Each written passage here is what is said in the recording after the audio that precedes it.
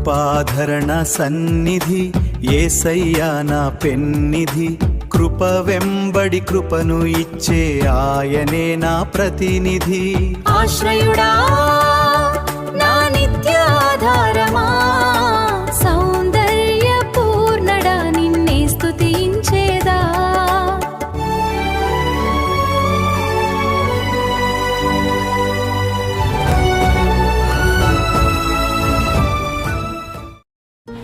మన ప్రభువును ప్రియ రక్షకుడైనటువంటి యేసుక్రీస్తు వారి నామంలో కృపాధరణ సన్నిధి అనే యూట్యూబ్ ఛానల్ వీక్షిస్తున్న ప్రతి ఒక్కరికి మా హృదయపూర్వక శుభములు వందనములు తెలియజేస్తున్నాను. అయితే ప్రాముఖ్యంగా ఈ విధంగా చెప్పాల్సిన అవసరం ఏంటంటే, కుటుంబ ప్రార్థనగా మరి మన సన్నిధిలో కృపాధరణ సన్నిధి మినిస్ట్రీస్లో బ్రదర్ రవి అక్కులా గారు పెట్టుకున్నారు. అందునిమిత్తమై ఈ విధంగా మనం ప్రార్థన ఏర్పాటు చేయడం జరిగింది. ఏదేమైనా దేవునికి మహిమ, దేవునికి స్తుతి కలుగును గాక. హల్లెలూయా. సరే, దేవుడు అద్భుతముగా ఈ మొట్టమొదటి దినాన అనగా కృపాధరణ సన్నిధి మినిస్ట్రీస్ మనం స్థాపించిన మొదలుకొని ఈ మొట్టమొదటి దినాన దేవుడు నడిపించిన విధానాన్ని బట్టి మరి ఈరోజు ఈ రీతిగా మనమందరం చేరి ఉన్నాం. దేవునికి మహిమ కలుగును గాక. ఏదేమైనప్పటికీ దేవునికి స్తుతి ఘనత మహిమ ప్రభావం చెంది. అయితే ఈ దినం కొన్ని నిమిషాలు మనం వాక్యదానం చేసుకుందాం. ప్రాముఖ్యంగా ఆయుష్ కాలం గురించి మనం ధ్యానించుకుందాం. అయితే ప్రియమైన వారలారా, ప్రాముఖ్యంగా ఇంతవరకు మనం దేవునికి మహిమ కలుగును గాక అంటే ఆమేన్ అంటున్నాం కదా. ఆమేన్ అనేటువంటి పదానికి అర్థం, ఆమేన్ అనేటువంటి పదానికి అర్థం జరుగునుగాక. హెబ్రీ భాషలో ఆ పదానికి వచ్చేసి నిజంగా జరుగునుగాక, నిజంగా జరుగునుగాక అంటే అది స్థిరపరచబడాలి. ఆమేన్ అనగానే అది జరగాల్సిందే అనేటువంటి ఒక ఖచ్చితమైనటువంటి మాటకి గుర్తింపుగా వస్తుంది. కాబట్టి మన అనుదినములో మనం ఏ మాట పలికినప్పటికీ ఆమేన్ అనడం ఎంతో శ్రేష్టమైనది. ఎందుకంటే అది దేవుడు యేసుక్రీస్తు వారు ఖచ్చితంగా వింటారు ఆ మాట. దేవునికి మహిమ కలుగును గాక. హల్లెలూయా. కాబట్టి మనం ఈరోజు ఒక చిన్న అంశాన్ని మనం ధ్యానించుకున్నాం, ఆయుష్ కాలము. మనం చూసుకున్నట్లయితే బైబిల్లో అనేక మందికి ఆయుష్ కాలము మరి ఆది కాండం అంతా మనం చదివినట్లయితే చాలా మంది వందల సంవత్సరాలు బ్రతికినట్లుగా మనం చూసాం కదా. ఆదాము 900 చిల్లర బ్రతికినట్లుగా, ఈ రీతిగా అక్కడి నుంచి మనం చూసుకున్నట్లయితే చాలా మంది అనేక సంవత్సరాలు బ్రతికినట్లుగా చూసాం. కానీ క్రమేణా క్రమేణా క్రమేణా మానవుల యొక్క ఆయుష్కాలం ఎంత అయిందనంటే, మనం చూసినట్లయితే 91వ కీర్తన ఒకసారి చదువు. 91వ కీర్తన 10వ చరణంలో ఈ విధంగా రాయబడి ఉంది, మా ఆయుష్కాలము 70 సంవత్సరములు, అధిక బలమున్న ఎడల 80 సంవత్సరములగును, అయినను వాటి వైభవం ఆయాసమే దుఃఖమే, అది త్వరగా గతించును, మేము ఎగిరిపోదు అని. దేవుడు మనకి ఆయుష్ కాలము పొడిగిస్తున్నాడు. దేవుడు మనకు ఇంకొక నూతన సంవత్సరం ఇస్తున్నారు. లేదా ఈ రాత్రికాలం మనము నిద్రించి మరలా ఉదయకాలం లేచి ఒక నూతన దినాన్ని మనం చూస్తున్నామయ్యా అనంటే అది మన గొప్పతనం కాదు, అది మన మంచితనం అయితే కాదు, కేవలము ఆయన కృప మాత్రమే. దేవునికి మహిమ కలుగును గాక. హల్లెలూయా. కాబట్టి ఈరోజు మనం ఈ రీతిగా మనం చేరి ఉన్నామయ్యారంటే కేవలం ఆయన కృప మనకు తోడై ఉన్నందుననే. దేవునికి స్తోత్రం. ఆయుష్ కాలము అనేది అది క్రమేపీ తగ్గుతూ వస్తూ 70 సంవత్సరాలకు వచ్చింది. తర్వాత 80 సంవత్సరాలు ఒకవేళ పొడిగించొచ్చేమో దేవుడు, కానీ వాటి వైభవం ఏంటి? ఆయాసమే దుఃఖమే.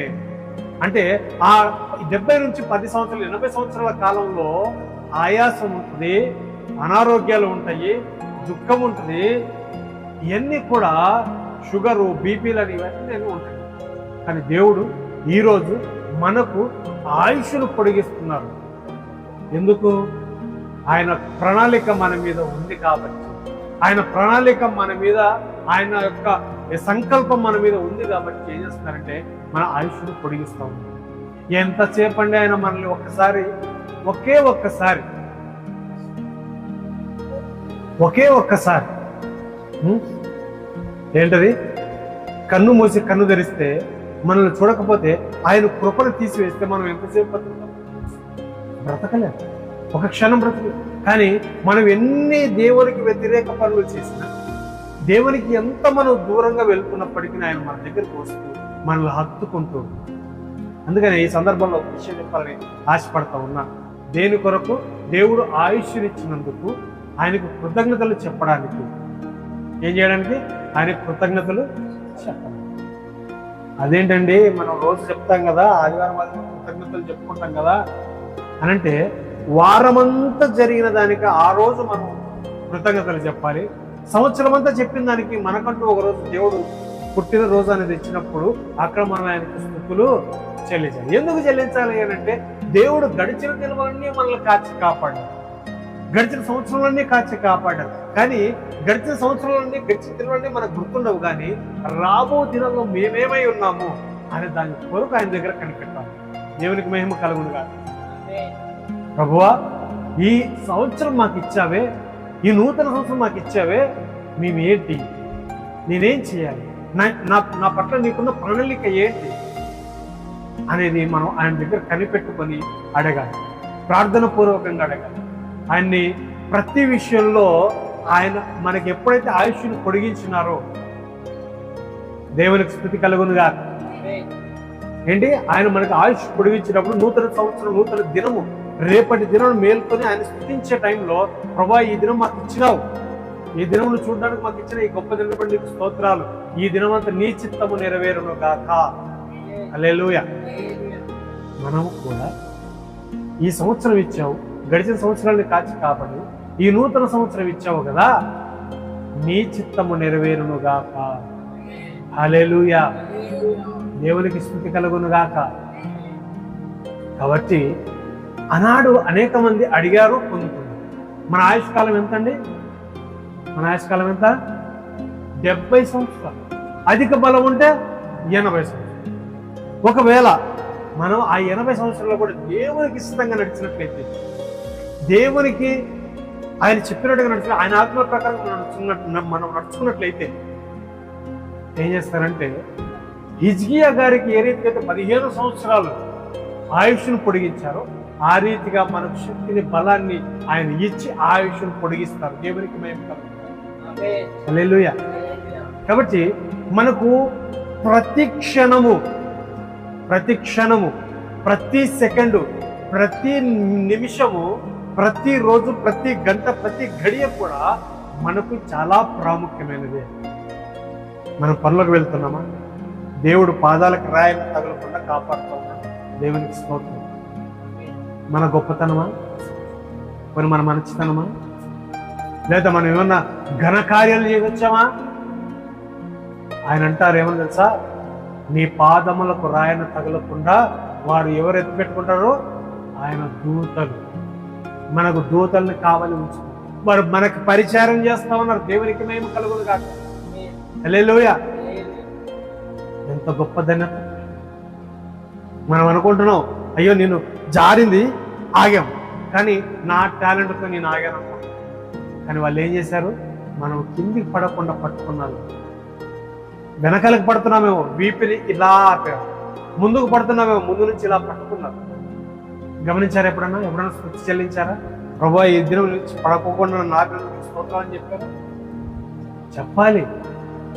ఎందుకు తెలుసా? కాపాడడానికి ఏం చేశారు? దేవదూతలు మనకి పరిచారకులుగా పంపించారు ఆయన. దేవునికి మహిమ కలుగును కాదు. మన గొప్పతనం అది, మన మంచితనమా? ఎంత మాత్రం ఉండదు. కేవలం ఆయన కృప. ఆయన ఆదరిస్తున్నాడు, ఆయన కృప చేత మనల్ని ఆదరిస్తున్నాడు. కాబట్టి నువ్వు, నేను, మనమందరమును మనకిచ్చిన ఈ ఆయుష్ను, ఈ నూతన సంవత్సరాలను ఏం చేయాలి తెలుసా? ఈ నూతన సంవత్సరంలో ఆయన చిత్తానుసారముగా మనం ఏం చేయాలి? నడవ. ప్రార్థన యందును, వాక్యమందును, పాటల యందును, ప్రతి విషయంలో మనం ముందుకు ఏం చేయాలి? సాగిపోవాలి. మనకు రానిది ఆయన దగ్గర అడిగి పొందుకోవాలి. అడుగుడి మీకు ఇవ్వబడును, తట్టుడి మీకు తెరవబడును, వెదకుడి మీకు దొరుకును రాయబడి. అడుగు ప్రతివాడు ఏం చేస్తాడు? పొందుకుంటాడు. పొందుకోవాలంటే ఫస్ట్ అడగాలి. మనమేమో అడగము, మనం ఏం చేస్తామంటే ఇస్తాడులే అని అనుకుంటాం. అంటే ఇంతవరకు గురించి నేను అడగలేదు, దయచేసి తప్పుగా అనుకోకండి. ఆ మాట ఎలా ఉందంటే ఆ మాటను బట్టి నేను చెప్తా ఉన్నాను. కాబట్టి మనం ఏం చేయాలి? అడగాలి. కాబట్టి ఆయుష్ మనకు పొడిగిస్తున్నారు దేవుడు అంటే, మనకు దినదినము నూతన దినమును అనుదినము ఆయన వాత్సల్యం అంట మనకి ఏం చేస్తుంది? నూతన కృపనిస్తుంది. మనకు విలప వాక్యములు రాయబడుతుంది. ఒకసారి చదువు విలప వాక్యములు 3వ అధ్యాయం 23వ వచనం. అనుదినము నూతనముగా ఆయనకు వాత్సల్యత పుట్టుచున్నది, నీవు ఎంతైనా నమ్మదగిన వాడు. దేవునికి మహిమ కలుగును గాక. హల్లెలూయా, హల్లెలూయా. ఏమంట? అనుదినము నూతనముగా ఆయనకి ఏం పుడుతుంది? వాత్సల్యము పుడుతుంది. ఎవరి ఎడల? నీ నా మనందరి ఎడల. దేవునికి మహిమ కలుగును గాక. ఆయన ఎంతైనా నమ్మదగిన వాడు. ఎవరైనా నమ్మదగిన వాడు. వాగ్దానము చేసిన దేవుడు నమ్మదగిన వాడు. దేవునికి మహిమ కలుగును గాక. హల్లెలూయా. కాబట్టి మన దేవుడు ఎవరంట? నమ్మదగిన వాడు. మన దేవుడు మాట ఇచ్చి తప్పేవాడు కాదు. ఇప్పుడు ఒక మాట తర్వాత ఒక మాట చెప్పేవారు కాదు. మన దేవుడు నిరంతరమును ఏం కలిగిన వాడు? అనుదినము వాత్సల్యత కలిగిన దేవుడు మన దేవునికి మహిమ కలుగును గాక.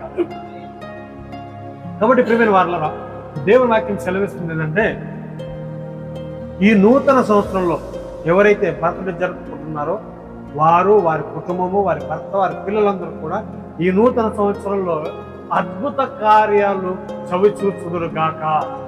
హల్లెలూయా. ఎందుకంటే నూతన సంవత్సరంలో నూతన కార్యాలు జరగబోతున్నాయి. ఈ 2026 సంవత్సరం అంతా నూతన కార్యాలతో నింపబడి ఉంది. దేవునికి మేము కలుగును గాక. ఆమేన్ చెప్దాం అందరూ. ఈ 2020 సంవత్సరం అంతా నూతన కార్యాలు, గొప్ప కార్యాలు చేయబడతా ఉన్నాయి. దేవునికి మేము కలుగును గాక. అది కేవలం ఆయన కృప ద్వారా జరగబోతున్నాయి. ఆయన కృప ద్వారాగానే, మన మంచితనము కాదు, మన గొప్పతనము కాదు, మన తెలివి కాదు, మన యొక్క జ్ఞానము కాదు, కేవలం ఆయన కృప మాత్రమే. దేవునికి మహిమ కలుగును గాక. హల్లెలూయా. ఈ నూతన సంవత్సరంలో అద్భుత కార్యాలు మనమందరము చూచుదుము గాక. ఆమేన్. కాబట్టి అందరమును ఈ వాక్యాన్ని పట్టుకొని, ఎందుకంటే ఆయన నమ్మదగిన వారు కాబట్టి ఆ నమ్మదగిన దేవునికి మనమందరమును దాసులమై ఉండి దేవునికి స్తుతులు చెల్లిద్దాం. దేవుడు ఈ వాక్యాన్ని దీవించి ఆశీర్వదించును గాక.